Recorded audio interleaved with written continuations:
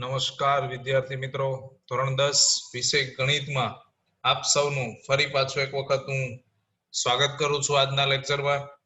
તો આજે આપણે બાળકો ધોરણ 10 વિષય ગણિતના ચેપ્ટર નંબર 6 ત્રિકોણ છે અને 28મા લેક્ચરની અંદર સ્વાધ્યાય 6.5 જે આપણે શરૂ કરેલું હતું એના પ્રશ્ન નંબર 12 અને 13 સુધી આપણે પહોંચેલા છીએ. તો આજના લેક્ચરની અંદર આપણે પ્રશ્ન નંબર 12 અને 13 વિશે અભ્યાસ કરવાનો છે.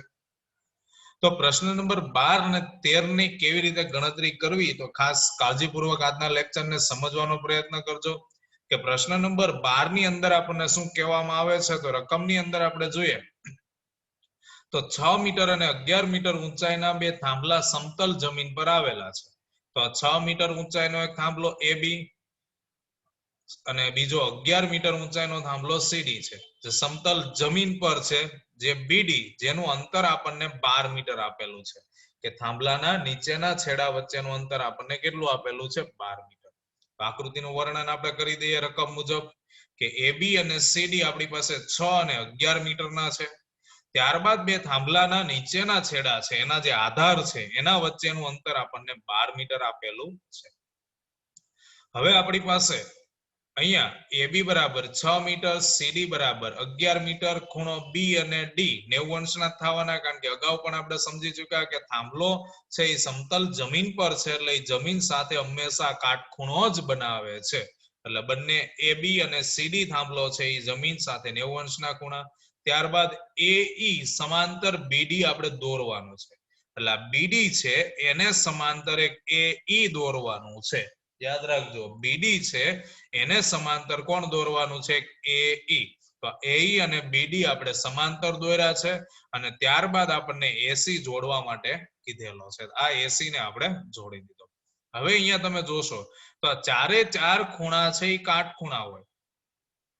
B અને D તો 90 અંશના હતા જ. આ બે રેખાઓ સમાંતર છે એટલે આ બે ખૂણાઓ પણ 90 અંશના થઈ ગયા.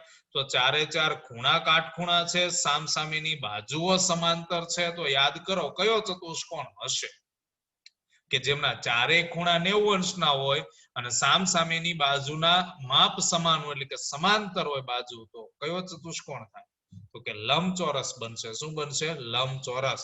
તો ચતુષ્કોણ ABDE માં A ખૂણો, B ખૂણો, D ખૂણો અને E ખૂણો 90 અંશના થાય છે. માટે ચતુષ્કોણ ABDE કેવો ગણાય? લંબચોરસ. કેવો ગણાય? લંબચોરસ. તો અહીંયા યાદ રાખજો કે ABDE જે ખૂણો છે ચતુષ્કોણ બને છે, તૈયાર થાય છે, એ લંબચોરસ બનશે. તો લંબચોરસની શરત શું આવે બાળકો? તો લંબચોરસમાં સામસામેની બાજુના મૂલ્યો હંમેશા સમાન થાય. ફરી પાછું સાંભળજો કે લંબચોરસની શરત શું આવે? તો લંબચોરસમાં સામસામેની બાજુના મૂલ્યો હંમેશા કેવા થાય? સમાન થાય. એટલે BD નું માપ 12 મીટર હોય તો AE નું માપ 12 મીટર થાય અને AB નું માપ 6 મીટર છે તો ED નું માપ પણ કેટલું થશે? 6 મીટર. એટલે સામસામેની બાજુના મૂલ્યો કેવા થાય? સમાન થાય. તો અહીંયા આપણે લખી શકીએ કે ED બરાબર AB બરાબર 6 મીટર, AE બરાબર BD બરાબર 12 મીટર. એટલે સામસામેની બાજુના મૂલ્યો સમાન થાય.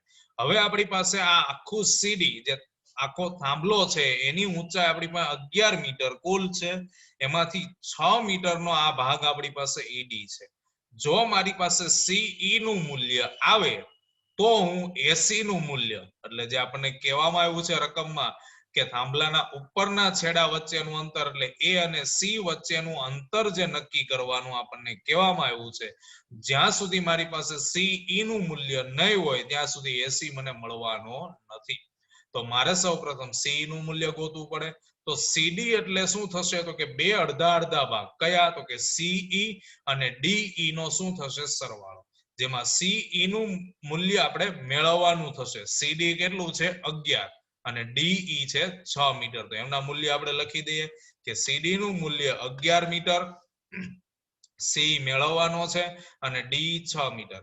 હવે 6 ને બરાબરની ડાબી બાજુ લાવો એટલે નિયમ મુજબ માઇનસ થશે. તો માટે CE બરાબર 11 માઇનસ 6. તો CE નું મૂલ્ય આપણને કેટલું મળી જાય બાળકો? 5 મીટર. તો આ CE નું મૂલ્ય હવે મને મળ્યું. તો તમે જોશો અહીંયા AEC એ કાટકોણ ત્રિકોણ બને છે. E છે એ કાટખૂણો રચાશે. કારણ તો કે આ સમાંતર રેખા છે એટલે જમીનનો જ ભાગ છે એવો સમજો તમે, કારણ કે બીડી એ જમીન છે તો એને સમાંતર જો એ હોય તો એ પણ થાંભલા સાથે કાટખૂણો જ બનાવે. તો એક બાજુનું મૂલ્ય 12 મીટર, બીજી બાજુનું મૂલ્ય 5 મીટર, તો પાયથાગોરસના પ્રમેયથી આપણે એસી મેળવી શકીએ. તો આગળના ભાગ તરફ વધીએ આપણે. તો મારી પાસે આકૃતિ હતી એમાં ઈ ખૂણો છે એ કાટખૂણો થશે એટલે ત્રિકોણ AEC માં ઈ 90 અંશનો એટલે પાયથાગોરસના પ્રમેય મુજબ જ કામ થાય. યાદ રાખી લેવાનું કાયમને માટે કે જ્યારે તમારી પાસે કાટકોણ ત્રિકોણ હોય અને બે બાજુના મૂલ્યો આપવામાં આવેલા હોય અને ત્રીજી બાજુનું મૂલ્ય એટલે પછી કર્ણ હોય કે બીજી કોઈ પણ બાજુ હોય, ત્રીજી બાજુનું મૂલ્ય મેળવવાનું થાય એટલે પાયથાગોરસના પ્રમેય મુજબ જ કામ આગળ વધારવાનું. તો માટે AC² = AE² + CE², જેમાં AE નું મૂલ્ય 12 મીટર છે અને CE નું મૂલ્ય 5 મીટર. તો માટે AC² = 12 નો વર્ગ + 5 નો વર્ગ. 12 નો વર્ગ તો કે 144, 5 નો વર્ગ 25, બંનેનું તમે ટોટલ કરશો, સરવાળો કરશો એટલે 169 અને 169 આ વર્ગ બરાબરની બીજી બાજુ જાય એટલે એનું વર્ગમૂળ થાય તો 169 નું વર્ગમૂળ 13 મીટર. તો આ એસી જે છે થાંભલાની ઉપરના છેડા વચ્ચેનું અંતર છે આપણને કેટલું મળે છે બાળકો? 13 મીટર. કેટલા મીટર મળે છે? 13 મીટર. તો આ બે થાંભલા હતા એના ઉપરના છેડા વચ્ચેનું અંતર 13 મીટર છે. આવા જ પ્રશ્નો તમે અગાઉ પણ લેક્ચરની અંદર આપણે ભણી ચૂક્યા છે અને પછી હજી લેક્ચરોની અંદર આવા પ્રશ્નો આપણે નવા ચેપ્ટરની અંદર શીખવાના થશે. તો આ મેથડને મગજમાં યાદ રાખવાની રહેશે કે આ લંબચોરસ તૈયાર થાય તો સામસામેની બાજુના મૂલ્યો સમાન હોય છે. હવે આપણે આગળ વધીએ પ્રશ્ન નંબર 13 તરફ. તો ત્રિકોણ ABC માં ખૂણો C કાટખૂણો છે. D અને E અનુક્રમે તેની બાજુઓ CA અને CB પરના બિંદુઓ છે. તો સાબિત કરો કે AE² + BD² = AB² + DE². તો આપણી પાસે આકૃતિ જોઈએ. ત્રિકોણ ABC માં C ખૂણો કાટખૂણો છે, D અને E છે એ AC એટલે કે CA અને CB પરના બે બિંદુઓ લીધા છે. તો સાબિતી માટે હંમેશા આપણે પક્ષ સાધ્ય અને સાબિતીનો જ ઉપયોગ કરીએ છીએ. તો પક્ષની અંદર લખીએ કે ત્રિકોણ ABC માં ખૂણો C કાટખૂણો છે અને D અને E અનુક્રમે CA અને CB પરના બિંદુઓ છે. એટલે સાબિત જે કરવાનું છે એ ક્યાં જશે? સાધ્યની અંદર. તો સાધ્યની અંદર લખાશે AE² + BD² = AB² + DE². પ્રશ્નની ગણતરી થોડી મોટી છે પણ એકદમ સરળ છે, જે અગાઉ આપણે આવા પ્રશ્નો ગણી ચૂક્યા છે પાયથાગોરસના પ્રમેય મુજબ. તો સેમ એ જ પ્રોસેસ પર પણ આને કાર્ય કરવાનું છે. તો અહીંયા આપણે ત્રિકોણ ABC માં ખૂણો C કાટખૂણો, D અને E CA અને CB પરના બિંદુ છે. ત્યારબાદ આપણે BD ને જોડવાનો, AE ને જોડવાનો અને ED ને પણ આપણે જોડવાનો છે. આ આપણી સંપૂર્ણ આકૃતિ આપણને પાઠ્યપુસ્તકમાં જે આપેલી છે એ આપણે અહીંયા તૈયાર થઈ ગઈ છે. અને કદાચ જો પાઠ્યપુસ્તકની અંદર જે આકૃતિ છે એક્ઝામની અંદર ન પણ આપવામાં આવે તો રકમના બેઝ ઉપર તમે એની આકૃતિ પણ દોરી શકો છો. તો આપણી પાસે ત્રિકોણ ABC માં D અને E બિંદુ ક્યાં છે એ તો સ્પષ્ટ કીધું છે.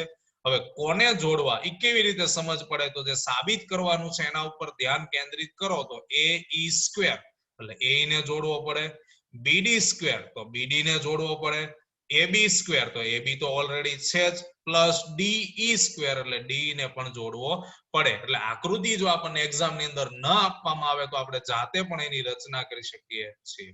હવે અહીંયા સિમ્પલ મેથડ ઉપર કામ કરવાનું કે તમને આ આકૃતિમાં 4 કાટકોણ ત્રિકોણ દેખાશે. કયા? તો કે BCD, BCA, ECD અને ECA. આ 4 કાટકોણ ત્રિકોણ છે જેમાં એકનો એક જ ખૂણો કાટખૂણો છે. કોણ? C. તો આ ચારેય કાટકોણ ત્રિકોણ માટે સિમ્પલ પાયથાગોરસનો પ્રમેય મૂકવાનો અને સાબિતી મેળવવાનો. તો શરૂ કરીએ. પહેલો ત્રિકોણ ECA લઈએ. શું કામ પહેલો એ લઈએ? તો કે AE² છે અને AE કોનામાં કર્ણ થાય? ECA માં. બસ આવી સિમ્પલ તમને સમજ પડવી જોઈએ કે કોને પહેલા ઉપયોગમાં લેશું તો આપણી સાબિતી સરળ બનશે. તો હું ત્રિકોણ ECA ને પસંદ કરું છું પહેલા. તો એમાં C ખૂણો કાટખૂણો છે અને AE કર્ણ થશે એટલે પાયથાગોરસના પ્રમેય મુજબ AE² = EC² + CA². પરિણામ નંબર 1. ચાલો a સ્ક્વેર નું કામ પતી ગયું બાળકો. હવે bd સ્ક્વેર નો વારો. તો bd જેમાં કર્ણ હોય એવું કોણ? તો કે bcd. કોણ આવશે? bcd. તો હવે બીજો ત્રિકોણ આપણે લઈ લઈએ bcd કે જેમાં c કાટખૂણો છે એટલે કર્ણ કોણ થાય? bd. તો પાયથાગોરસના પ્રમેય મુજબ bd square is equal to dc square plus bc square એટલે કે bc square plus cd square. પરિણામ નંબર 2. તો આ પહેલા અને બીજા પરિણામ એટલે કે આપણે ડાબી બાજુનું કામ પૂર્ણ કરી દીધું.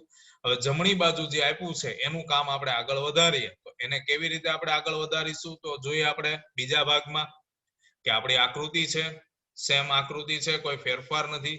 હવે આપણે ab સ્ક્વેર જોઈએ છે. તો ab કર્ણ હોય એવું તો કે આખો ત્રિકોણ abc પસંદ કરી લ્યો કે જેમાં c ખૂણો કાટખૂણો છે. એટલે પાયથાગોરસના પ્રમેય મુજબ આકૃતિ આપણી પાસે અલગથી અહીંયા દર્શાવેલી છે જેમાં c ખૂણો કાટખૂણો છે. તો પાયથાગોરસના પ્રમેય મુજબ ab square is equal to bc square plus c square. પરિણામ નંબર 3. અને ત્યારબાદ આપણી પાસે બીજો ભાગ એટલે કે ચોથો ભાગ હતો de સ્ક્વેર. કોણ હતું? de square. તો d જેમાં કાટકોણ ત્રિકોણ હોય એવો ત્રિકોણ ECD કે જેમાં c ખૂણો કાટખૂણો છે અને de કર્ણ થશે. એટલે પાયથાગોરસના પ્રમેય મુજબ d square is equal to EC square plus CD square. પરિણામ નંબર 4. તો ચારે ચાર બાજુના પરિણામ હવે મેળવી લીધા છે. હવે પરિણામ 1 અને 2 જે મેળવું હતું એનો સરવાળો કરશો એટલે પરિણામ 3 અને 4 નો સરવાળો તમને મળશે. તો પરિણામ 1 અને 2 નો સરવાળો કરતા તો પહેલું પરિણામ શું હતું? તો કે a square is equal to EC square plus CA square હતું. બીજું પરિણામ તો કે BD square is equal to BC square plus CD square હતું. હવે સરવાળો કરવાનો છે બંનેનો. તો સિમ્પલ નિયમ જે વારંવાર આપણે કહેતા આવીએ છીએ કે ડાબી બાજુની સાથે ડાબી બાજુની ક્રિયા કરો અને જમણી બાજુની સાથે જમણી બાજુની ક્રિયા કરવાની હોય. તો પરિણામ 1 અને 2 નો સરવાળો કરીએ તો ડાબી બાજુ સાથે ડાબી બાજુ એટલે a square plus bd square is equal to EC square plus c square plus BC square plus CD square. તો આ 1 અને 2 નો આપણે સરવાળો કર્યો. હવે અહીંયા તમને હું સમજાવવાનો પ્રયત્ન કરું છું, જરા કાળજીપૂર્વક સમજજો કે EC સ્ક્વેર અને CD સ્ક્વેર ને જો હું ભેગા કરી દઉં તો મને ચોથું પરિણામ મળે. તમે જોવો છો EC square plus CD square ભેગા કરવું એટલે D સ્ક્વેર થાય અને CA સ્ક્વેર અને BC સ્ક્વેર ને સાથે રાખવું એટલે ત્રીજું પરિણામ મળે. જોવો છો તમે CA square plus BC square is equal to AB square. તો હવે એની આપણે જોડી બનાવી દઈએ. તો માટે a square plus bd square is equal to bc square plus ca square. એટલે આ પેલું આ વચ્ચેની બે ભાગની જોડી plus EC square plus CD square. તો પરિણામ નંબર 3 અને 4 મુજબ જો તમે જોશો તો a square plus bd square is equal to ab square plus d square છે અહીંયા સાબિત થાય છે. તો આપણું જે પરિણામ હતું પરિણામ 3 અને 4 પરથી એ આપણે સાબિત કરી બતાવ્યું છે a square plus bd square is equal to ab square plus d square. એટલે એકદમ સિમ્પલ વે હતો. અહીંયા તમારે માત્ર 4 કાટકોણ ત્રિકોણ જે તૈયાર થાય છે એ ચારે ચાર કાટકોણ ત્રિકોણમાં પાયથાગોરસનો પ્રમેય મૂકી અને જે પ્રકારે તમને સાબિત કરવા માટે કહેવામાં આવેલું છે એ પ્રકારે તમારે પરિણામોનો સરવાળો કરી અને એનું સાદુરૂપ તમે આગળ વધારશો એટલે સરળતાથી તમે પ્રશ્નને સોલ્વ કરી શકો છો. તો આજનો લેક્ચર આપણો હતો અહીંયા બાળકો પૂર્ણ થાય છે. ફરી પાછા નવા લેક્ચરની અંદર બાકીના પ્રશ્નો સાથે ફરી પાછી મુલાકાત કરીશું. ત્યાં સુધી દરેક વિદ્યાર્થી મિત્રોને જય શ્રી કૃષ્ણ. ખૂબ ખૂબ આભાર.